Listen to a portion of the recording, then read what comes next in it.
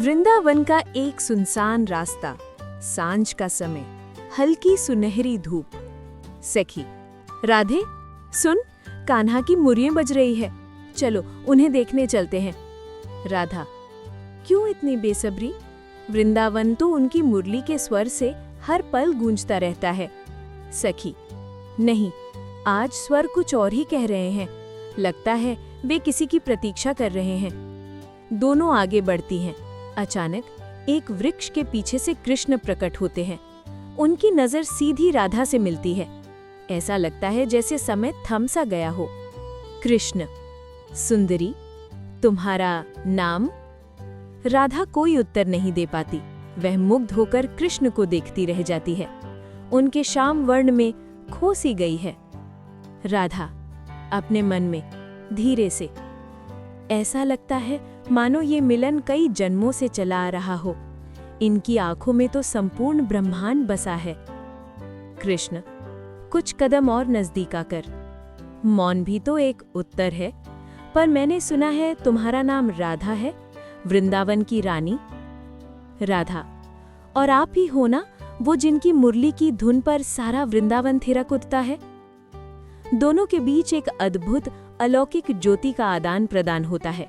पृष्ठभूमि में मुरली की धुन तेज हो जाती है। रासलीला का दिव्य नृत्य, वृंदावन का यमुना तट, चांदनी रात, सैकड़ों दीपक जगमगा रहे हैं।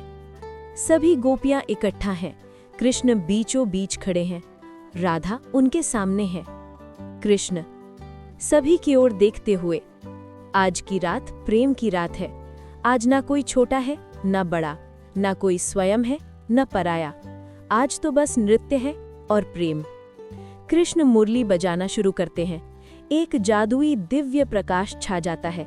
कृष्ण एक साथ सभी गोपियों के साथ नृत्य करते प्रतीत होते हैं, परंतु प्रत्येक गोपी को लगता है कि कृष्ण सिर्फ उसके साथ ही नृत्य कर रहे हैं।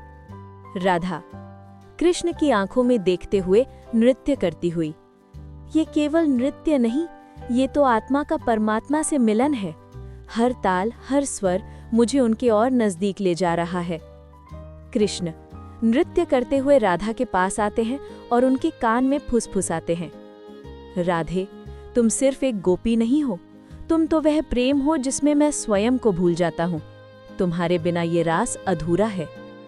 राधा और कृष्ण का नृत्य एक चरमोत्कर्ष पर पहुंचता है। ऐसा लगता है मानो दो आत्माएं एक दिव्य प्रकाश में विलीन हो गई हों। पूरा वातावरण भक्ति और प्रेम से सराबोर हो उठता है। विरह की पीड़ा। राधा खिड़की के पास खड़ी यमुना की ओर देख रही हैं। उनका चेहरा उदास और व्याकुल है। सखी पास बैठी है। सखी, राधे कब तक इसी तरह उदास रहोगी? कान्हा को तो मथुरा जाना ही था। राधा आंखों में आंसू, टूटे हुए स्वर में, मथुरा नहीं सखी, वो तो मेरे हृदय से चले गए हैं। ये यमुना, ये वृंदावन, ये हर पल उनकी याद दिलाता है।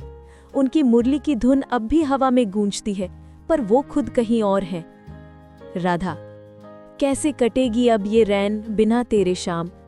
खोई है दिशा सब, बस रह गई तेरी ही याद।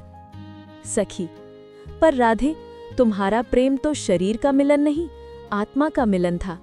कान्हा कहीं भी चले जाएं, वो तुम्हारे हृदय में तो बसते हैं ना? राधा एक गहरी सांस लेते हुए, आंसू पोंछते हुए, सही कहती हो सखी, वो मेरे प्राणों में बसते हैं। ये विरह, ये पीड़ा, ये भी तो प्रेम का ही एक रूप है।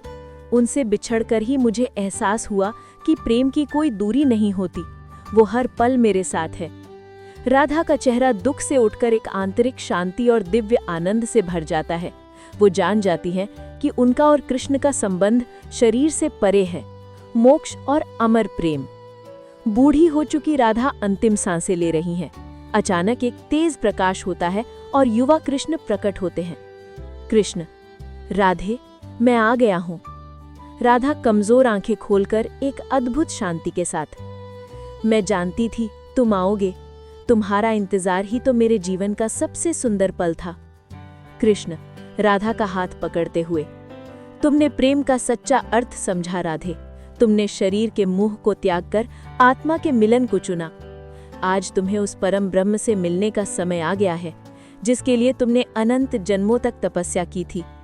राधा मुस्कुराते हुए, और वो परम ब्रह्म तुम ही तो हो। राधा अपना शरीर त्याग देती हैं।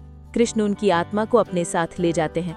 दृश्य धीरे धीरे रूपांतरित होता है और एक दिव्य प्रकाश में बदल जाता है, जहां राधा और कृष्ण एक दूसरे में विलीन हो जाते हैं। राधा और कृष्ण का प्रेम शाश्वत है। वो सिर्फ एक कहानी नहीं, बल्कि हर उस आत्मा का प्रतीक है जो परमात्मा से मिलन के लिए व्याकुल है।